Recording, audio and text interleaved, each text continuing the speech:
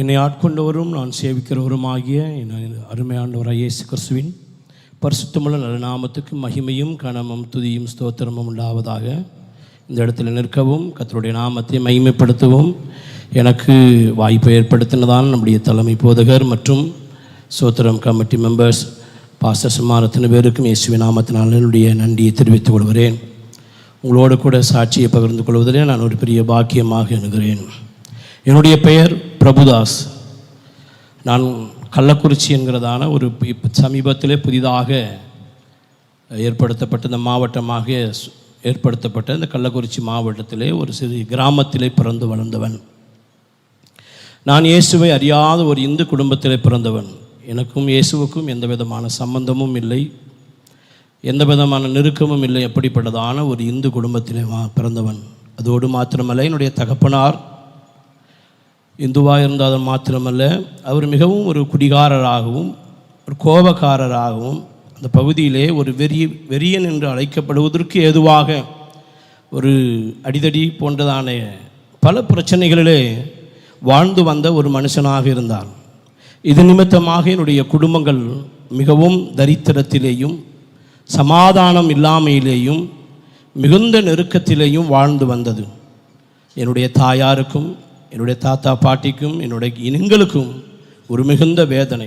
இதனுடைய தகப்பனாருக்கும் புரிகிறது, என் ஒருவனுடைய தவறான நடக்கையினால் என்னுடைய குடும்பம் முழுவதும் இந்த அளவுக்கு வேதனைப்படுகிறதே என்று அவர்களுக்கும் புரிகிறது.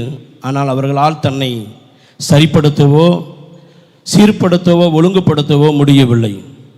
அதை சரிப்படுத்துவதற்காக குடும்பமே சேர்ந்து பல விதங்களிலே முயற்சித்தார்கள். அதில் ஒன்று, ஏதாகிலும் ஒரு கடவுள் என் பிள்ளையை விடுதலை ஆக்காதா என்று என்னுடைய பாட்டியும் மற்ற குடும்பத்தில் உள்ளதான அத்தனை பேரும் பிரயாசப்பட்டார்கள். ஆனால் ஒருவராலும் என்னுடைய தகப்பனாரை மாற்ற முடியவில்லை. நாளுக்கு நாள் பஞ்சாயத்தும் பிரச்சனைகளும் ஏதாவது ஒரு சோதனைகளும் வேதனைகளும் கண்ணீரும் தவிப்புமாகவே வாழ்க்கை கடந்து கொண்டிருந்தது. ஒருவேளை வெளியில் எதுவும் ஒரு பிரச்சனை இல்லாவிட்டாலும் வீட்டில் எங்களை தூக்கி போட்டு எங்களுடைய அப்பா எங்களை அடிக்கிறது அவருக்கு ஒரு அவசியமான ஒன்றாக இருந்தது. அப்படிப்பட்ட ஒரு நிலைமையிலே நாங்கள் வாழ்ந்து வந்தோம்.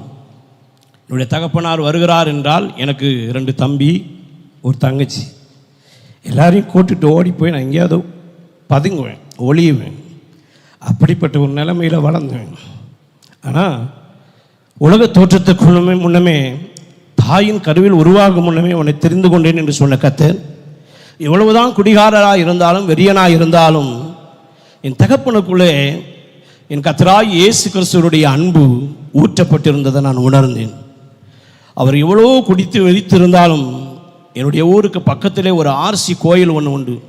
அதில் வருஷந்தோறும் நடக்கிற திருவிழாவுக்கு போய் வருவது அவருடைய வழக்கம்.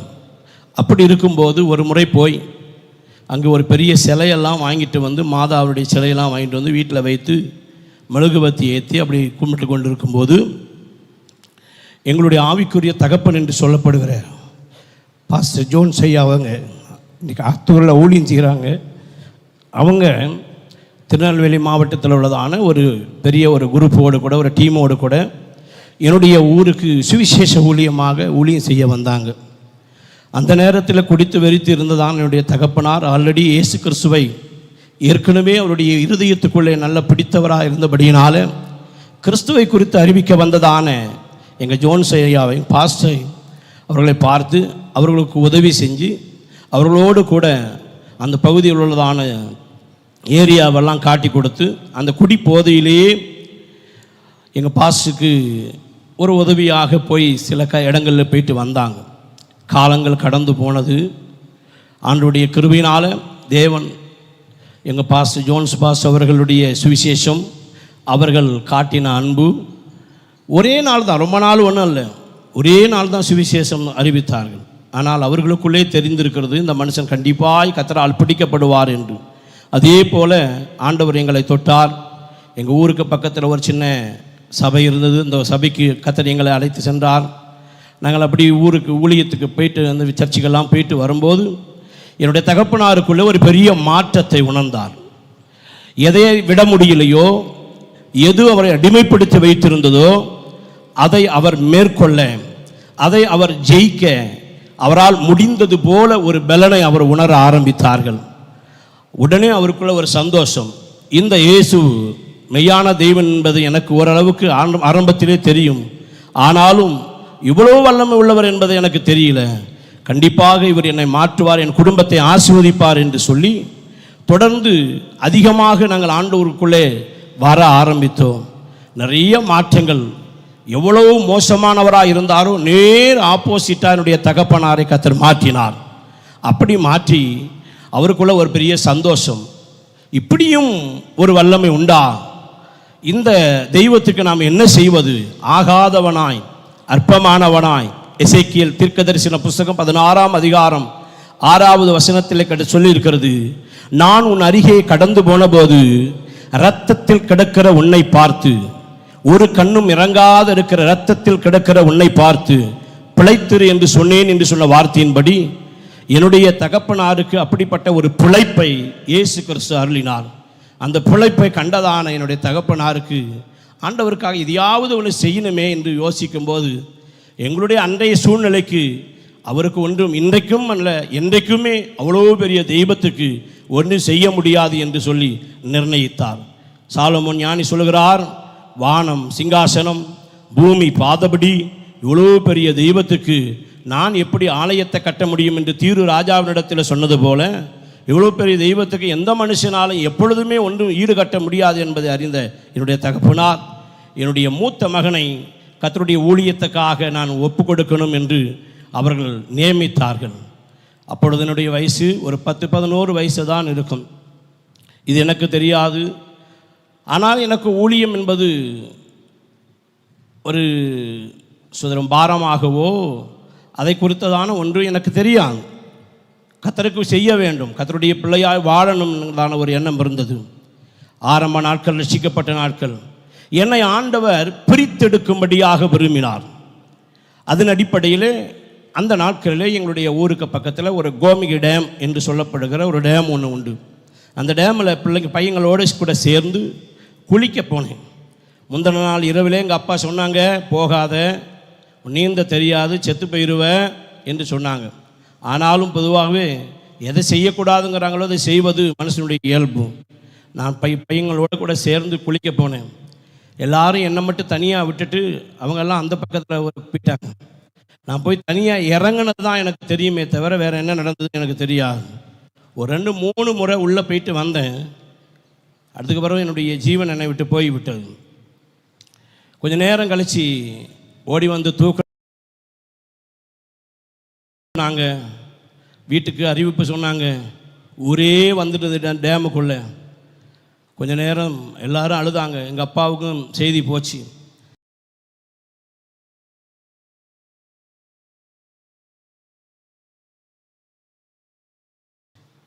ஏறக்குறைய ஒரு 1/2 கிலோமீட்டர் தூரம் தூக்கிட்டு வந்து எங்கள் அப்பா இடத்துல என்ன பாடியாக கொடுத்தாங்க. எங்கள் அப்பா அழுதார், இயேசுவே, எப்படியோ இருந்த என்ன இந்த அளவுக்கு நீங்கள் மாற்றினீங்க, உமக்காக என் பிள்ளைய உங்களுடைய ஊழியத்துக்கு ஒப்பு கொடுக்கணும்னு நினச்சேன், ஆனால் நீங்கள் இப்போவே அவனை எடுத்துட்டீங்க. ஆனால் அதே நேரத்தில் இது நிமித்தம் எங்களுடைய கிறிஸ்தவ ஜீவித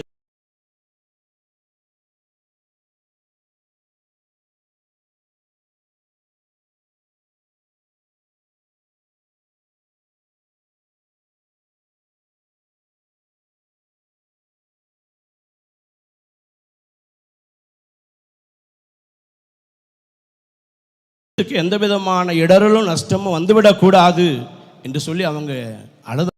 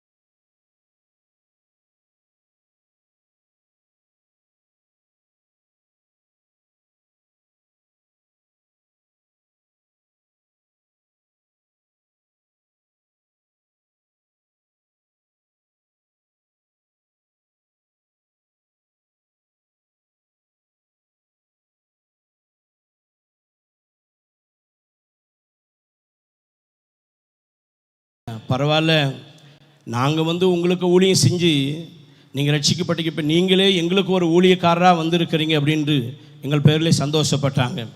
அப்படியாக அந்த 1997 இருந்து ஏறக்குறைய ஒரு 10 வருஷம் என்னுடைய ஆவிக்குரிய தகப்பனாக இருக்கிற ஆத்தூர் பகுதியில், சேலம் ஆத்தூர் பகுதியில் ஊழியத்தை செய்கிற கணத்துக்குரிய ஜோன்ஸ் பாஸ்டர் ஐயா அவர்களோடு கூட ஒரு 10 வருஷம் ஏறக்குறைய அவர்களோடு கூட இருந்து பணிவிடை ஊழியங்களை செய்ய கர்த்தர் உதவி செய்தார்.